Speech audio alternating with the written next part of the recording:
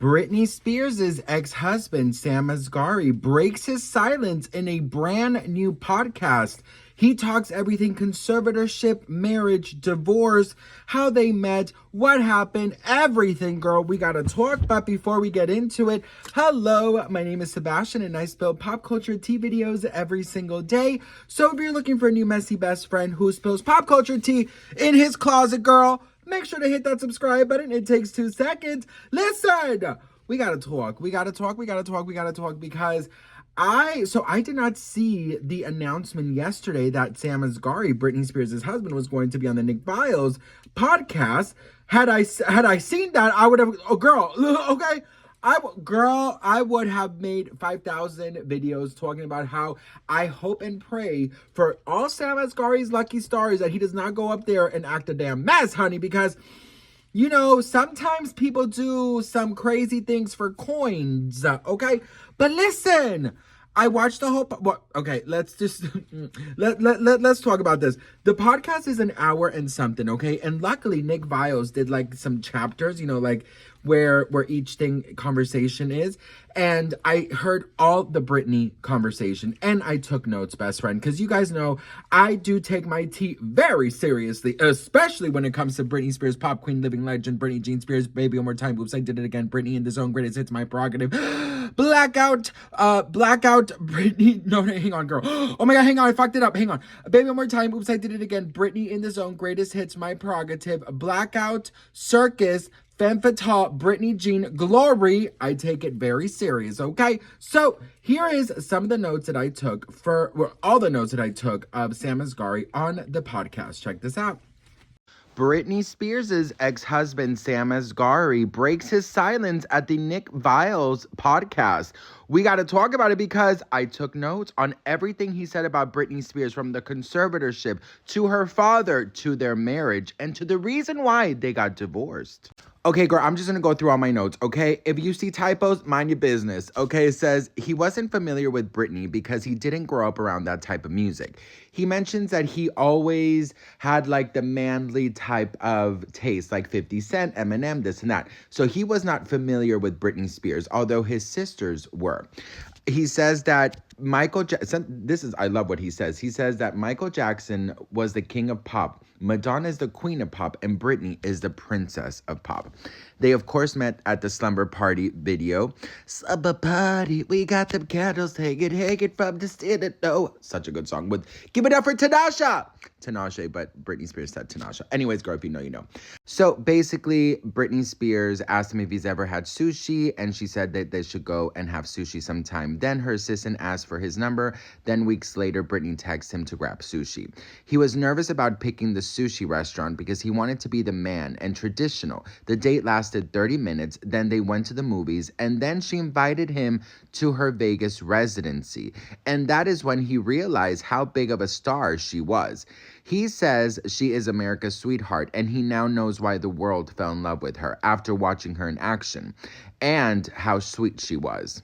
Now, the conservatorship. Someone called him and explained the rules. He talks about growing up. He was reminded of Iran and how men control women. So he thought it was weird that in America, Britney Spears was being controlled the way she was. He tried to understand why she was under conservatorship, but he was scared that they would separate them, so he didn't ask too many questions. He doesn't have a gag order. He just respects her and doesn't want to disrespect her privacy. He says he is a fan of what a huge star she is and how much he respects she is the blueprint, and how every single pop star, including Taylor Swift, looks up to her.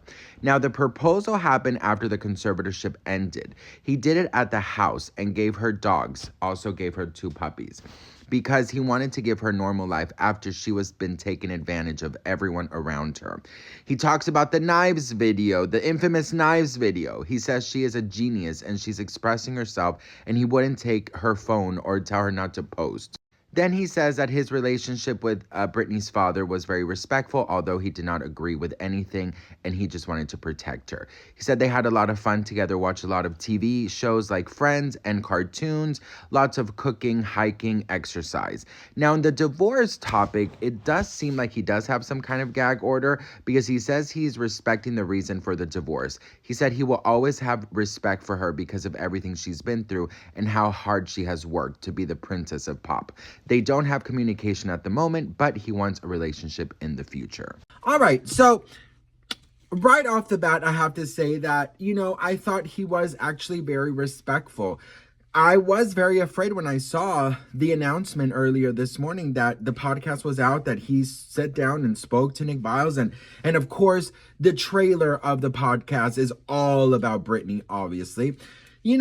Whether Sam likes it or not, he will forever be known as Britney Spears' ex-husband. And I'm sure he really wants to make a name for himself, but this is what he will forever be known for, whether he wants to admit it to himself or not. Now, listen, I am very, very grateful that Sam Asghari was not offensive. I'm very grateful that he was not rude, that he did not expose, that he did not do anything just hateful.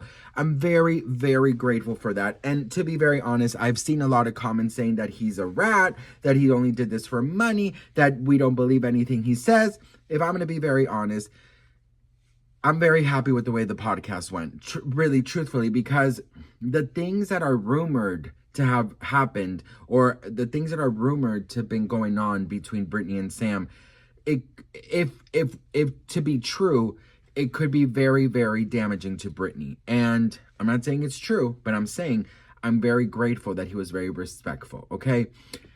When asked about why the conservatorship and stuff, the host really wanted Sam to speak out on why Britney was in the conservatorship, or why Britney Spears was, why was she in the conservatorship? What is really going on? He really wanted the tea. He's talking about the Knives video, talking about, all these things. He really, really, really wanted to know the tea, why they got divorced and stuff. Those moments could have been, a huge thing for Sam. He could have said whatever he wanted to. He could have made up things. He could have said the truth. He could have lied, but he chose to say nothing. Now, I do believe that there is a gag order in place. I do believe that that is a reason why Sam Asghari didn't really go into more detail, but I don't know, best friend. I mean, I know a lot of people hate him, but I have to say, I feel like this interview, I don't know. I didn't think that it was very I didn't think it was anything negative, to be very honest. He didn't say anything bad about Britney. On the contrary, he spoke very highly about Britney, gave her flowers, and said just how much of a huge star she is, and what a powerhouse she is, and how much she's worked, and how she was taken advantage of, and how she's so strong, and why she's the princess of pop. I mean, saying that Michael Jackson is the king of pop, Madonna's the queen of pop, she's the princess of pop. I mean, it was honestly the best it could have been, to be very honest. And as somebody who loves Britney and who always wants Britney to shine and to be in her best light, I know that host really wanted the dirt. He really wanted to go there, and Sam didn't allow it. So for that, I am grateful. But go watch the podcast. It's interesting. I mean, he does use a lot of filler words. You could tell that he's definitely been media trained. And you could also tell that he's really trying to come out of this like the good guy, right? He's trying to come out of this like the gentleman, the good guy. And, I'm not sure if this is real. I'm not sure if this is fake. I'm not sure if he was one of her handlers. I'm not sure of anything. But what I am sure is that this podcast was not what I thought it was going to be, because I thought it was going to be a trashing of Britney Spears. But in fact, it was okay. What do you all think about it? Let me know in the comments below, based on my notes, or if you already watched it. How do you think he came out? Let me know. I would love to hear from you all. I am so incredibly grateful and thankful for each and every one of you. I don't take any of you guys for granted. You guys know I love Britney, and I always want the best of the best for Britney. And I feel like this podcast, having this be his first really big interview, and actually speaking out about little details that we didn't know, I thought it went okay. But what do you all think? Do you think it's all a lie? Do you think it's a front? Do you think it's bullshit? Let me know. I love you all so much, and thank you so much for watching. Biddity, bobbity, boom. boom. Girl, it's not beedity bobbity, beedity bobbity, boom. Ooh, bitch. You want to play with me, girl? Beedity bobbity, boom.